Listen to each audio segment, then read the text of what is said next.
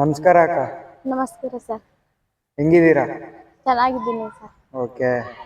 ನಿಮ್ಮ ಹೆಸರಕ್ಕ? ನನ್ನ ಹೆಸರು Tarannum Kausar. Okay. Auto field ಅಲ್ಲಿ ಫಸ್ಟ್ ಟೈಮಾ? ಹೌದು ಸರ್, ಫಸ್ಟ್. ಓಕೆ. ಇದೇ ಫಸ್ಟ್ ಆಟೋ ತಗೊಂಡಿದ್ದ ಮೊದಲೇನ ಬೇರೆ ಇಲ್ಲ, ಆಟೋ ಓಡಿಸ್ತಿದ್ದ? ಮೊದಲು CNG ಆಟೋ ತಗೊಂಡಿದ್ದು, ಹೊಸ CNG.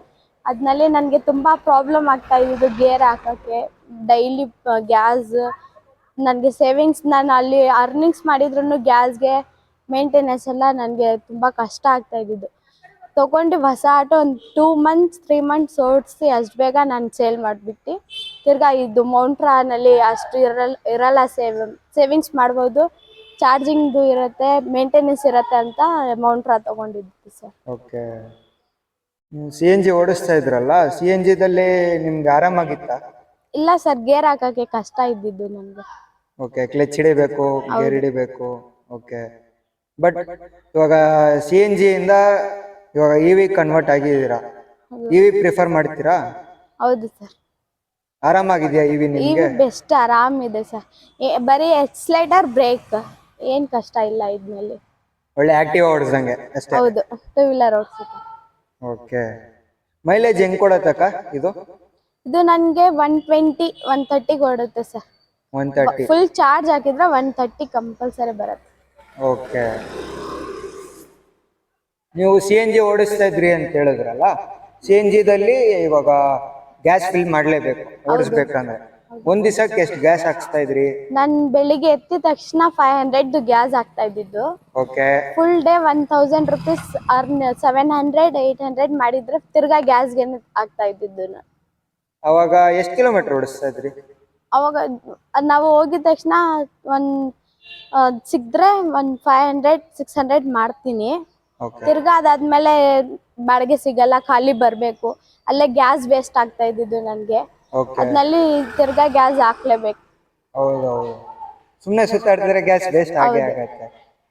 ಇವಾಗ EV ಹೋಗಿದಿರಲ್ಲ, ಒಂದು 150 ಕಿಲೋಮೀಟರ್ ಬರತ್ತಲ್ಲ ನಾರ್ಮಲ್ ಆಗಿ. ಹೌದು. ಅಲ್ಲಿ ನಿಮ್ಗೇನ್ ಬೆನಿಫಿಟ್ ಇದೆ ಆರಾಮಾಗಿ? ಇವಾಗ ನಾನು ಇದನ್ನಲ್ಲಿ ಮಾರ್ನಿಂಗ್ ಎತ್ತಿದ್ರೆ ಫುಲ್ ಡೇ 1800 2000 ತನಕ ಮಾಡಿದ್ರು ನನ್ನ ಆರಾಮ್, ನಂದು ಎಷ್ಟು ದುಡ್ಡು ಅರ್ನಿಂಗ್ಸ್ ಮಾಡ್ತೀನಿ ಅದು ನನ್ನ ಮನೆಗೆ ಎತ್ಕೊಂಡು ಹೋಗ್ತೀನಿ. ಇದರಲ್ಲಿ ಏನು ಗ್ಯಾಸ್ ಹಾಕೋತಾರಲ್ಲ, ಮನೆಯಲ್ಲಿ ಚಾರ್ಜ್ ಹಾಕ್ತೀನಿ, ನಮ್ದು ಅಮೌಂಟೂ ಸೇವ್ ಆಗುತ್ತೆ. ಬೆಸ್ಟ್, ಚಾರ್ಜಿಂಗೂ ಅಷ್ಟು ಅಮೌಂಟೂ ಆಗಲ್ಲ. CNG ಓಡಿಸ್ತಾ ಇರೋ ಟೈಮಲ್ಲಿ ನಿಮ್ಗೆ ಅದಕ್ಕೆ ರಿಪೇರಿ ಎಲ್ಲ ಬರುತ್ತೆ? ಹೌದು, ಬರುತ್ತೆ ಸರ್. ಒಂದು ಸರ್ವಿಸ್ಗೆ ಅಟ್ಲೀಸ್ಟ್ ಎಷ್ಟು ಖರ್ಚಾಗ್ತಾ ಇತ್ತು? ಅದು ಮಿನಿಮಮ್ ಏನಾದರೂ ಇಂಜಿನ್ ಪ್ರಾಬ್ಲಮ್ ಬಂದರೆ 30,000 40,000 ಇಕ್ಲೇಬೇಕು. ನಾನು ಇವಾಗ ತನಕನೂ ಈ ಆಟೋಗೆ ಅಷ್ಟು ಬರೀ ಆಯಿಲ್ ಚೇಂಜ್ ಮಾಡ್ತಾರೆ, ಏನೇನು ಸರ್ವಿಸ್ ಇದೆ ಸ್ಮಾಲ್ ಅಷ್ಟೇನು ಇದರಲ್ಲಿ ಆಗಲ್ಲ ಎಲೆಕ್ಟ್ರಿಕ್ ಆಟೋನಲ್ಲಿ. ಇದರಲ್ಲಿ ಇವಾಗ ಖರ್ಚಾಗಲ್ಲ. ಅವಾಗ ಒಂದ್ಸತಿ ಸರ್ವಿಸ್ ನೀವು EV ಮಾಡಿಸ್ಕೊಂತೀರಾ ಅಂದ್ರೆ ಎಷ್ಟಾಗ್ಬೋದು? ನಮಗೆ ಸ್ಟಾರ್ಟಿಂಗ್ 3 ಸರ್ವಿಸ್ ಫ್ರೀ ಇರುತ್ತೆ ಮೌಂಟ್ರಾನಲ್ಲಿ. 3 ಸರ್ವಿಸ್ ಆದ್ಮೇಲೆ ಏನು ಹೋಗಿರುತ್ತೆ ಅದ್ನಲ್ಲಿ ಅವ್ರ ಅಮೌಂಟ್ ತಗೊಳ್ತಾರೆ. ಎಷ್ಟು ವರ್ಷದಿಂದ ಇದು EV ಯೂಸ್ ಮಾಡ್ತಾ ಇದ್ದೀರಾ? ನಾನು ಇದು 5 ಮಂತ್ಸ್ ಆಗ್ತಾ ಇದೆ ಸರ್. ಓಕೆ, 5 ಮಂತ್ಸ್ ನಾನು ಆಗಿದೆ. ಮುಂಚೆ ನಮ್ಮ ಹೆಸರಿನಲ್ಲಿ ರೆಂಟ್ ಆಟೋ ಓಡಿಸ್ತಾ ಇದ್ದಿದ್ದು. ಓಡಿಸಿ ಅದಾದ್ಮೇಲೆ ಸ್ವಂತ ಆಟೋ CNG ತಗೊಂಡಿದ್ದು. ಅದ್ನಲ್ಲಿ ತುಂಬಾ ಲಾಸ್ ಇತ್ತು ನನಗೆ, ಗೇರ್ ಎಲ್ಲ ಪ್ರಾಬ್ಲಮ್ ಆಗಿ ಅದು ಸೇಲ್ ಮಾಡಿ ಹೊಸ ಸ್ವಂತ ಆಟೋನ ಮೌಂಟ್ರಾ ತಗೊಂಡಿದ್ದೀನಿ. ಓಕೆ. ಬಾಡಿಗೆ ತಗೊಂಡಿದ್ರಲ್ಲ ಆಟೋನ, ಒಂದ್ ದಿವಸಕ್ಕೆ ಎಷ್ಟು ಬಾಡಿಗೆ ಕೊಡ್ತಾ ಇದ್ರಿ? ನಾನು ಅಲ್ಲಿ 300 ಪೇ ಮಾಡ್ತಾ ಇದ್ದಿದ್ದು. 300 ರೂಪೀಸ್ ಪೇ ಮಾಡ್ತೀರಿ? ಅದು ಬಿಟ್ಟು ಗ್ಯಾಸ್ ಅವರೇ ಹಾಕಿ ಕೊಡ್ತಾ ಇದ್ರಾ? ಇಲ್ಲ, ಎಲೆಕ್ಟ್ರಿಕ್ ಆಟೋ ಯೂಸ್ ಮಾಡ್ತಾ ಇದ್ದಿದ್ದು ಅಲ್ಲಿ. ಓಕೆ. ಅಲ್ಲಿ ನಿಮ್ಗೆ ಎಲೆಕ್ಟ್ರಿಕ್ ಆಟೋ ಯೂಸ್ ಮಾಡ್ತಾ ಇದ್ರಿ, ಡೈಲಿ 300 ರೂಪೀಸ್ ಕೊಡ್ತಾ ಇದ್ರಿ. 24 hours ನಮ್ಮ ಹತ್ರನೇ ಇರ್ತಾ ಇದ್ದಿದ್ದು. ಬರೀ ರೆಂಟ್, ಒಂದ್ ದಿವಸ ರೆಂಟ್ 300 ಪೇ ಮಾಡ್ತಾ ಇದ್ದಿದ್ದು. ಓಕೆ. ರೆಂಟ್ ಯಾಕೆ ಪೇ ಮಾಡೋದು? ಅಲ್ಲಿ ಹೊಸ ಆಟೋ ತಗೊಂಡ್ಬಿಟ್ರೆ ಬೆಟರ್ ಅಂತ ನೀವು ತಗೊಂಡಿದ್ದೀರಾ? ಹೌದು ಸರ್.